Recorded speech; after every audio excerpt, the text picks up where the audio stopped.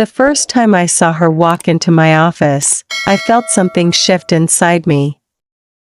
I was supposed to be the one in control, the one who gave orders, who made decisions, who carried the weight of power on my shoulders. Yet, with one glance, she managed to make me forget all of that. Her smile wasn't polite, it was daring. Her eyes didn't look at me with respect, they challenged me. And in that moment, I knew this wasn't just another assistant. She was about to become the one person who could unravel everything I thought I knew about myself. The office had always been my kingdom, a place where I carried myself like I was untouchable, where every decision I made could shift the direction of an entire team. I had worked years to get here, sacrificed friendships, relationships, even parts of myself that used to matter, all for the sake of climbing higher. People looked at me with respect, sometimes with fear, and I thought that was enough. I believed power would make me feel full, that authority would erase the emptiness I carried. But the truth was, my days had grown mechanical, filled with meetings that blurred together, with faces that looked up at me but never really saw me. It was a routine of control, of sharp edges, and it left me silently lonely. I never admitted that to anyone, of course.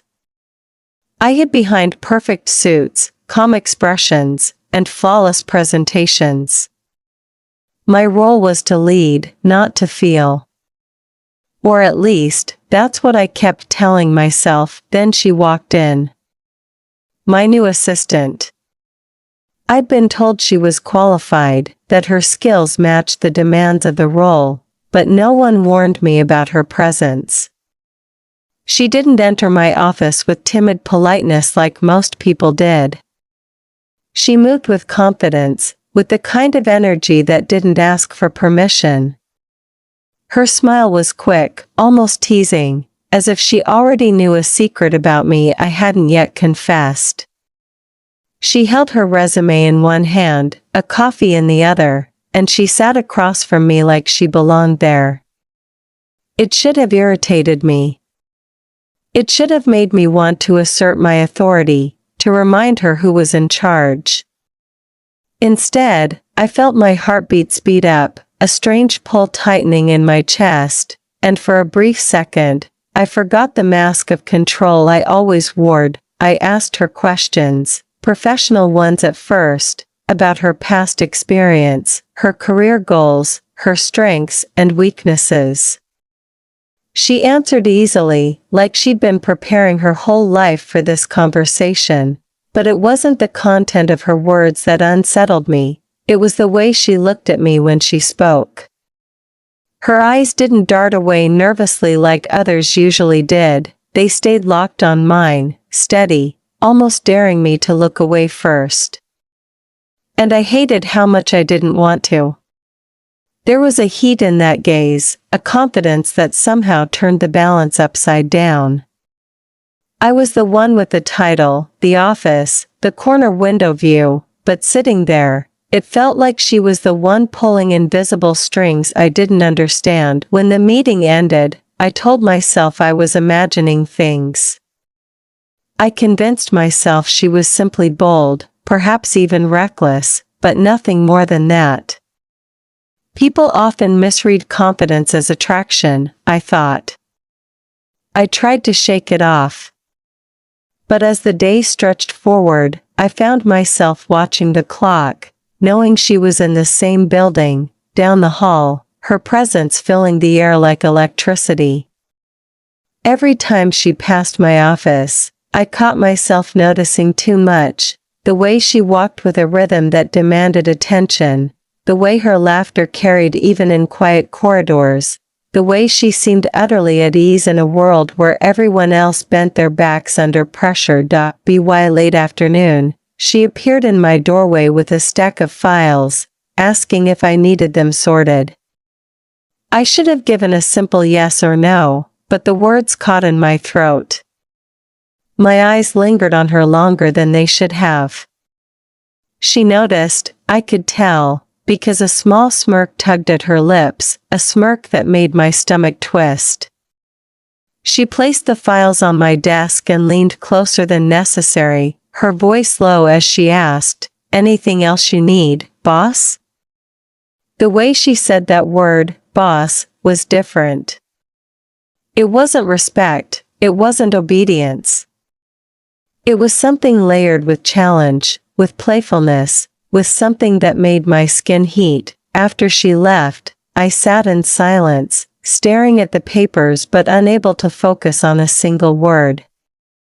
My head told me this was dangerous, that I needed to shut it down before it grew into something bigger, but my body betrayed me, still humming from her nearness. I hated that I noticed the softness of her perfume, the warmth in her tone, the fire in her eyes. I hated even more that a part of me didn't want to fight it. For the first time in years, I felt off balance, and as much as I wanted to retreat into control, a quiet, unspoken truth whispered inside me, this woman wasn't just going to be another employee. She was going to test me in ways I had never been tested before. That night, long after the office emptied and silence settled over the city, I found myself replaying our conversations in my head. Every smile, every glance, every word she spoke echoed inside me. I lay awake wondering why a woman I had only just met could stir such chaos in me. Maybe it was because she wasn't afraid of me. Maybe it was because she saw through the layers I had built. Or maybe it was something deeper, something I wasn't ready to name yet. All I knew was that my world had shifted, and no matter how much I tried to convince myself otherwise, she had already taken a place inside my mind I wasn't sure I could reclaim. The days that followed were a blur of routine on the surface, but beneath it all something restless kept moving between us. I told myself to keep things professional, to maintain the distance expected from a boss, but it was like trying to control a storm by standing in its path. She had a way of entering my office without knocking, a way of speaking her mind even when I didn't ask, a way of making me laugh at the most inconvenient moments. I was supposed to be the one setting boundaries, yet every time she crossed them, I found myself secretly enjoying it. She was quick with her work, sharp with her observations, and sometimes brutally honest about things most people would tiptoe around. If a meeting dragged on, she would lean in and whisper a comment under her breath that made me choke back a laugh, something I hadn't done in years. It unnerved me because she wasn't just competent, she was fearless. What unsettled me most was how easily she seemed to read me. In moments when I tried to be firm, she would tilt her head and smile like she knew I was putting on an act. When I sat quietly during a meeting, retreating into thought, she would glance over as if she already knew what I was thinking. She made me feel exposed in ways I hadn't allowed anyone to see. It was dangerous, that closeness, that sense of being known. I told myself to push her away, but instead I kept finding excuses to call her in. A minor update I could have read myself. A schedule I could have handled through email. Yet I wanted to hear her voice, to watch her gestures, to feel the energy that seemed to fill the room when she was there. There were small moments that left me breathless. Passing files, our fingers brushed, and it was as though time slowed, my skin alive with sparks that made me flinch inwardly. When she leaned close over my desk to point something out, the scent of her perfume lingered long after she left, haunting me. She would hold my gaze longer than was appropriate, her eyes steady and unyielding, until I looked away first. Each time, I hated the weakness in that, but at the same time, I craved the thrill of it. It was like standing on the edge of a ledge, terrifying, yet impossible to walk away from. I began to notice how the rest of the office responded to her. They liked her, admired her confidence, even envied her boldness. She had a way of making others feel seen without ever losing her own presence. It should have reassured me that she was fitting in, but instead it fueled something sharper inside me. Watching her laugh with others, watching her hand brush against someone's shoulder, stirred an emotion I didn't want to name. It wasn't professional, it wasn't rational, it was jealousy. The realization that I wanted her attention all to myself hit me like a punch. I sat in my office with the door slightly ajar, pretending to work, while my eyes followed her across the room. That craving, that need to have her notice me, unsettled me more than anything. Late one afternoon, after a long stretch of meetings, I called her in to review a report. She stood across from my desk, explaining figures I barely heard, because all my focus was on the curve of her lips, the cadence of her voice, the way her hands moved when she spoke. She must have noticed my distraction, because she suddenly paused mid-sentence, her eyes locking onto mine. The silence stretched between us, thick and charged, until she tilted her head slightly and asked softly, "Are you even listening, or are you just pretending?" It was bold, almost disrespectful, but the smirk that followed made my breath catch. I should have scolded her, reminded her of boundaries, but instead I found myself smiling despite the heat in my cheeks. Maybe a little of both, I admitted before I could stop myself. Her smirk widened, and for a moment, the power in the room shifted. The more I tried to resist, the more entangled I became. She made my walls feel flimsy, my rules meaningless. At night, I replayed our exchanges in my head, wondering how someone could make me feel so alive and so out of control at the same time. The loneliness I had carried for years was suddenly disrupted by her presence, and though I fought against it, I couldn't deny the truth. I wanted her. I wanted her laughter, her defiance, her touch. And the scariest part was knowing she knew it too. She could see the cracks forming in my armor, and instead of backing away, she seemed determined to push further, to test how far I was willing to bend. Every day I told myself to take back control, to be the boss everyone expected me to be, but with her it felt impossible. She had already found the places where my strength was only a mask, and with a single glance, she could make me question everything. And though I hated the loss of power, a part of me longed for it, because for the first time in a long time, I wasn't just existing. I was feeling, intensely, dangerously, uncontrollably. The office had emptied long before the two of us realized how late it had gotten. The glow of the city lights seeped in through the tall windows, mixing with the faint hum of the computers that still ran on standby.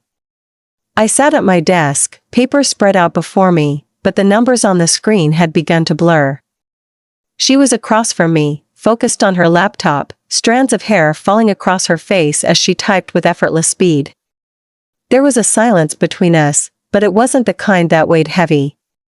It was the kind that hummed with something unsaid, the kind that made every little sound, the click of keys, the scratch of a pen, the faint sighs when she shifted in her chair, feel amplified, intimate, like we were sharing a secret even in stillness. At some point, I leaned back, rubbing my temples, exhaustion settling into my bones. Without even looking up, she spoke softly, "You work too hard." Her voice was calm, but it carried a warmth that reached through the cold shell I usually wrapped around myself.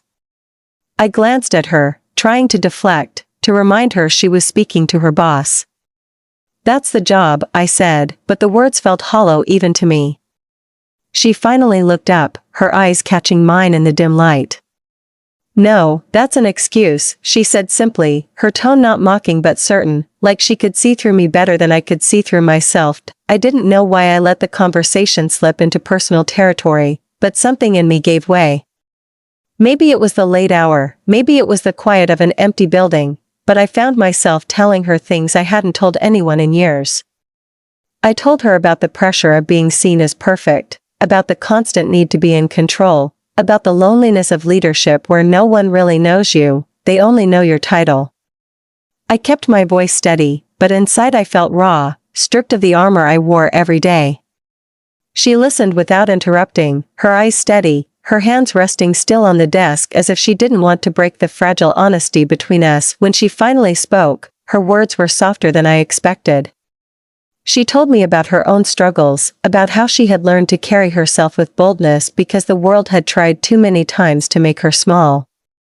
She admitted that her confidence was a shield, but one she wore proudly because she refused to be broken down. For the first time, I saw past the smirks and playful defiance. There was a woman underneath, strong but scarred, fierce but tender in the places she rarely showed. The more she shared, the more I felt drawn into her orbit, like gravity itself was pulling me closer. At one point, she laughed, a soft, genuine sound that broke through the heaviness of the conversation. It startled me how much it warmed me, how much I wanted to hear it again. I found myself laughing too, though nothing was particularly funny. It was just the release of tension, the realization that in her presence I didn't have to hold everything so tightly. My hand brushed against hers when I reached for a pen, and though it was accidental, neither of us pulled away right away. The warmth of her skin lingered, small but powerful, like an electric current running straight through me. The clock ticked past midnight before we realized it, and yet I didn't want the night to end. I didn't want to go back to the silence of my apartment, where the walls only echoed with my thoughts. Sitting there with her, sharing pieces of myself I never shared, felt like breathing in fresh air after years of suffocating. She looked at me then in a way that made my chest tighten, not with respect, not even just with attraction, but with understanding.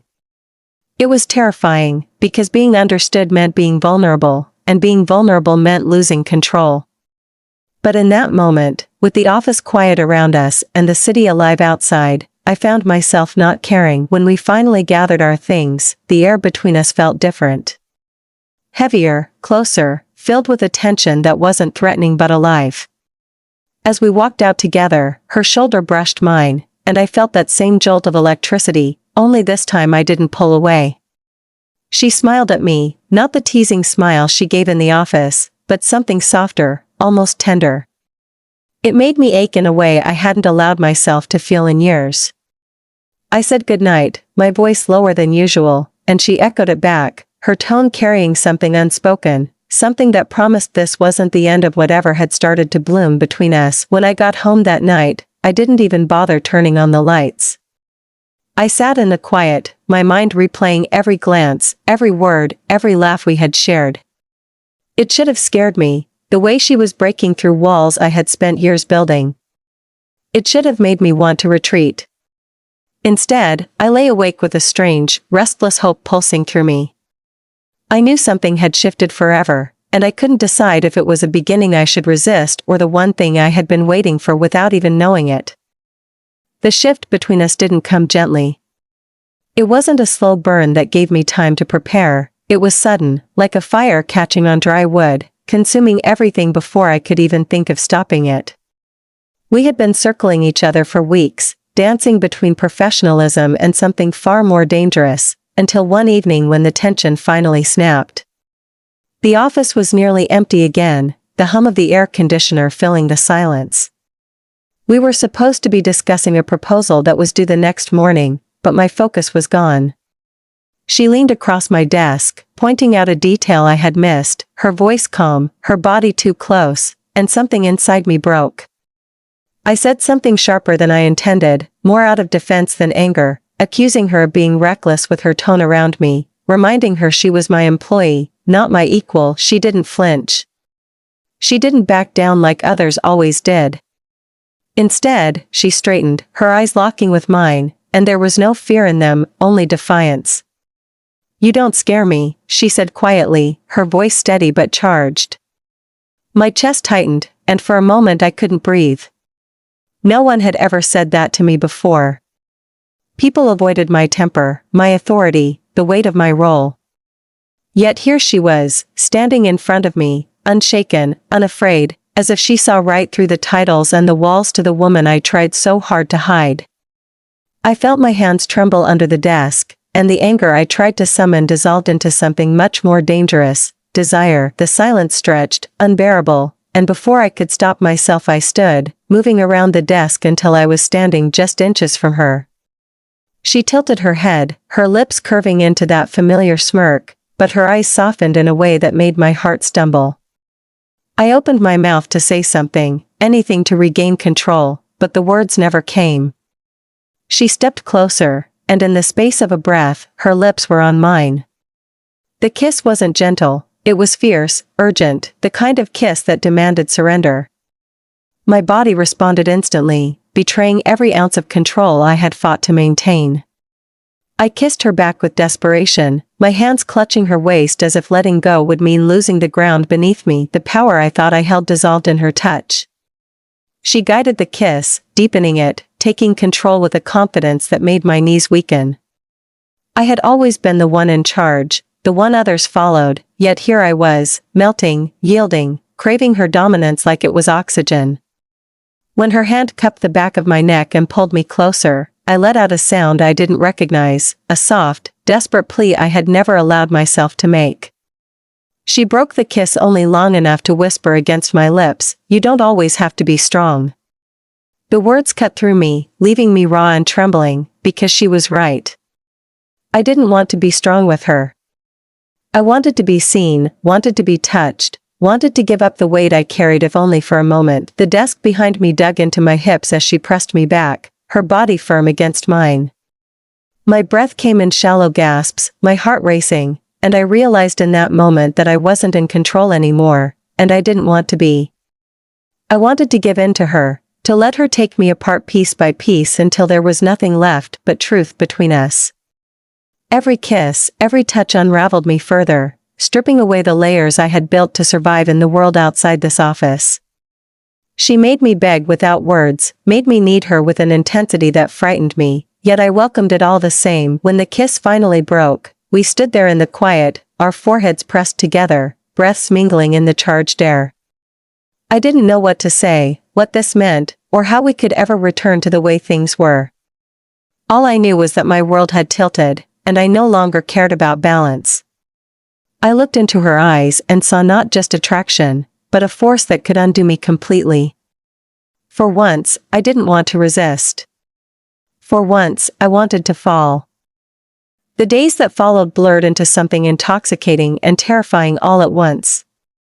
At work, everything looked the same on the surface, meetings, deadlines, emails, endless schedules, but beneath it ran a current so strong it was impossible to ignore.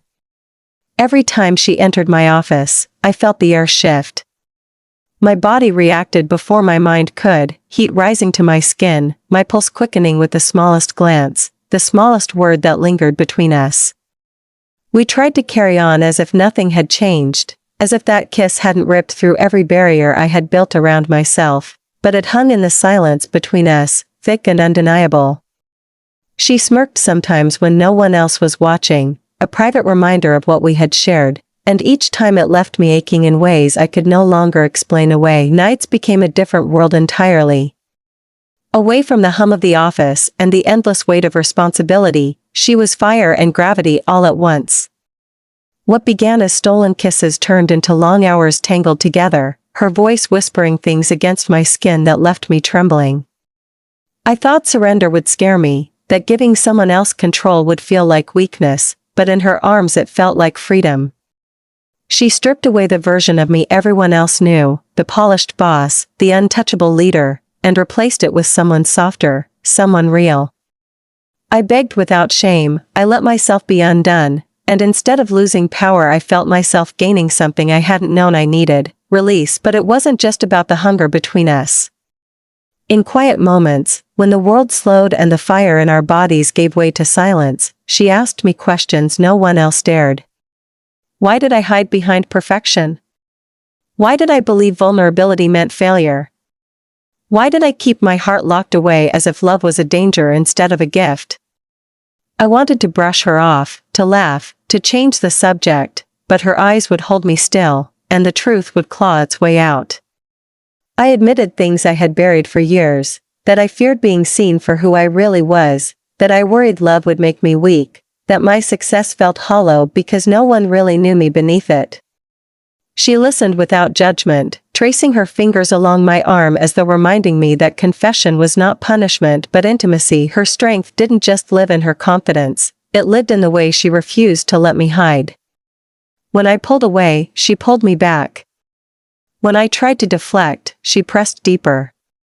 At times it frustrated me, the way she refused to accept half of me, but it also shook me awake. I had spent so long being untouchable that I had forgotten the hunger of being truly touched, not just physically, but emotionally, spiritually, in ways that stripped me down to my core.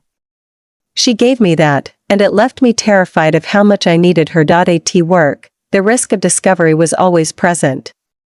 Our glances across the conference table lasted too long, our laughter in hallways carried a layer no one else could name, and when her hand brushed against mine as she passed me papers, the world seemed to narrow to just that touch. I worried about what people might see, what whispers might spread, but the fear was always tangled with a thrill I couldn't resist. The secrecy made it sharper, more dangerous, like walking a tightrope above everything I had built. Each step felt like I could fall, but I kept walking anyway, because the taste of her, the sound of her laughter, the way she made me surrender, was worth every risk. Some nights, lying beside her in the dark, I thought about the cost. If anyone found out, my career could shatter, my reputation collapse, everything I had worked for disappearing in an instant. Yet when she reached for me, when her lips pressed against mine, those fears fell silent. The truth was, all the titles and power in the world had never filled me the way she did with a single touch. For years I had lived for achievement, for recognition, for the illusion of control, but she showed me something deeper, that real strength wasn't in never breaking, but in allowing myself to be held when I did. The deeper we sank into each other, the more I realized this wasn't a passing fling or a reckless mistake. She wasn't just a distraction from my loneliness, she was changing me in ways I hadn't thought possible. She was teaching me to breathe again, to laugh without calculation, to want without shame. And even though fear still lingered at the edges, fear of being discovered, fear of losing myself, I couldn't bring myself to stop. Because with her, I wasn't just living a double life. For the first time in years, I was alive. It started quietly, almost imperceptibly, like a shadow stretching across a room you didn't notice at first. A few glances in the office that lingered too long, the way her laughter seemed to reach me before anyone else, the small moments where our closeness slipped beyond the ordinary. At first, I convinced myself no one was paying attention. People were too busy with their own lives, their own deadlines. But whispers have a way of slipping through walls, and soon I began to feel the shift in the air around us. Conversations would pause when I entered a room, eyes flicked toward us and then away again too quickly, and the subtle tension of suspicion began to coil like a snake in the corners of my world. I told myself it was my imagination, that I was simply paranoid because of the weight of what we were doing. But then came the small comments, half joking, half meaningful. A colleague teased that my assistant seemed to know me better than anyone else. Another mentioned how late the two of us stayed at the office, their tone casual but their eyes searching. Even simple questions, "Do you two work together after hours a lot?" felt like accusations wrapped in curiosity. The walls I had so carefully built around my professional life felt like they were crumbling, and the panic that surged through me was suffocating. The fear of exposure clawed at me in ways I hadn't expected. It wasn't only about my reputation, though that mattered. It wasn't only about the risk to my position, though that could collapse in an instant if the wrong people knew. It was about the vulnerability of it all, about being seen in a way I hadn't chosen. I had spent years controlling every piece of my image, shaping how people perceived me, hiding behind a polished version of myself. Now the truth threatened to leak through, raw and unguarded, and it terrified me. At night, instead of resting in her arms, I found myself staring at the ceiling, wondering how long we could keep this fragile world intact before it broke under the weight of other people's eyes. She noticed the change in me, of course. She always noticed. I became sharper at work, colder, distancing myself in subtle ways I thought would protect us. I avoided eye contact in meetings, kept conversations strictly professional, and stopped the little moments that once drew us closer in plain sight. But distance between us and the office only created tension in the shadows outside of it. One evening, when we finally found ourselves alone, she confronted me. Her voice wasn't angry but steady, unyielding, the way she always was when she refused to let me hide. "You're pulling away," she said, standing in front of me with her arms folded, eyes sharp and searching. I tried to deny it, but the words caught in my throat. She shook her head. "You're scared they'll see. You're scared of what people will think." But don't punish me for that. Don't punish us. Her words cut deeper than I wanted to admit, and the truth spilled out in fragments. I told her about the fear of losing everything I had worked for, about the judgment I could already feel pressing in from the edges, about the shame I hated but couldn't escape. My voice cracked as I confessed how badly I wanted her and how terrified I was of being destroyed by that want. She listened without flinching, her expression softening but never wavering. Then she stepped closer, closing the gap between us, her hand brushing mine. "Do you think I don't know what's at stake?" she whispered. "Do you think I don't feel the weight of this too? But I won't let you erase me. I won't let you hide what we have like it's something to be ashamed of. You don't get to run from me just because it's hard." The conviction in her voice both terrified and steadied me. I wanted to believe her, to let her strength carry me through the storm, but the fear inside me was relentless.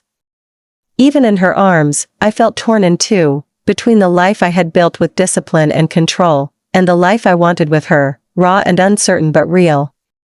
That night we lay side by side, her fingers tracing slow patterns on my skin, and I realized how fragile everything was.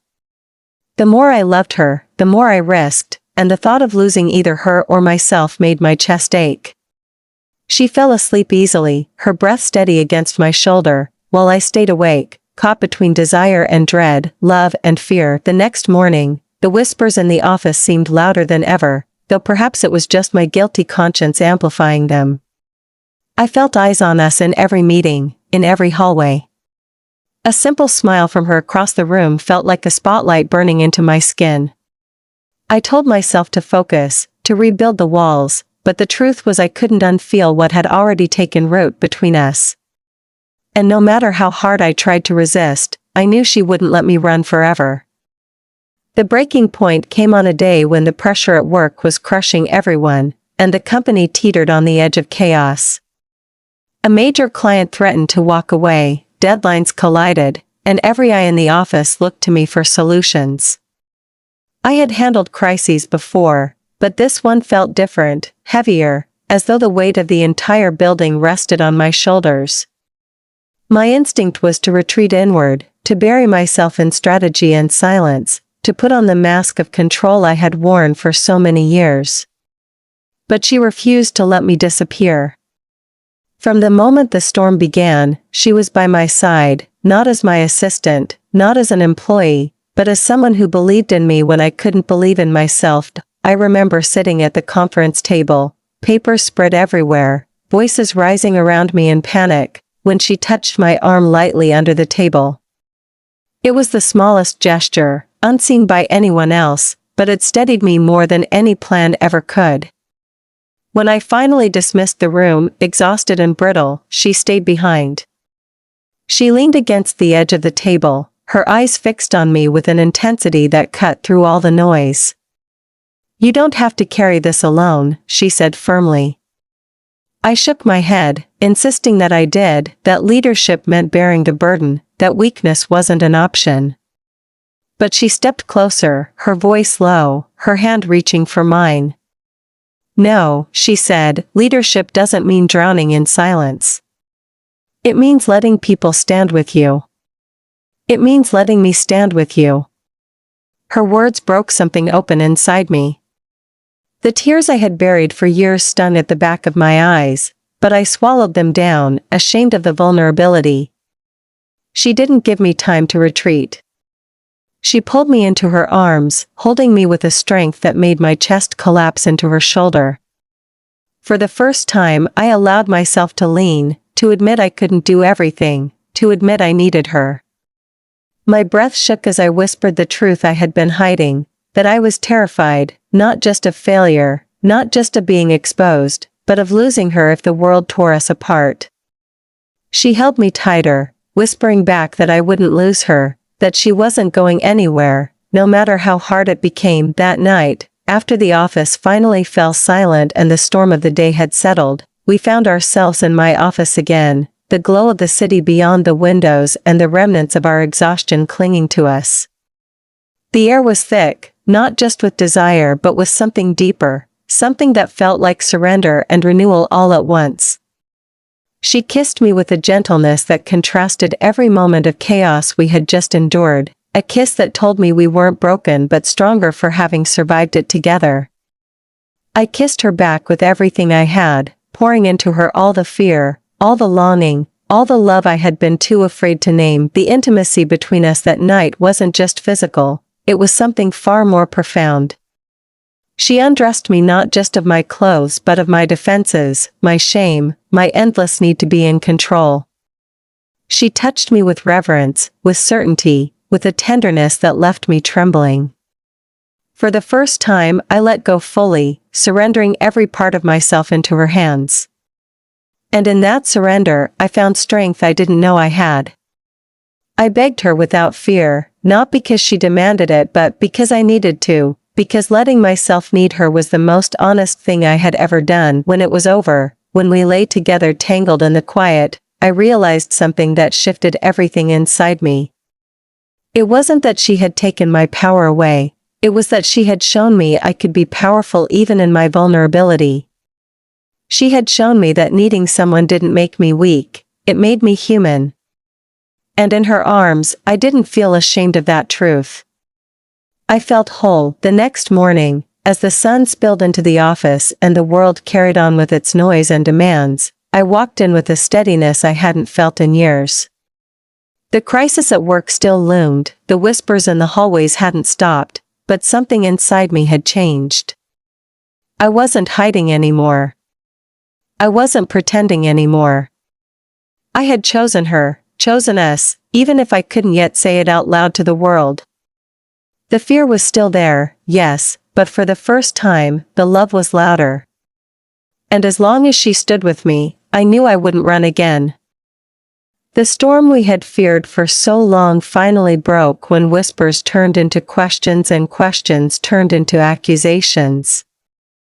It started quietly, with a board member pulling me aside after a meeting, his tone laced with casual suspicion.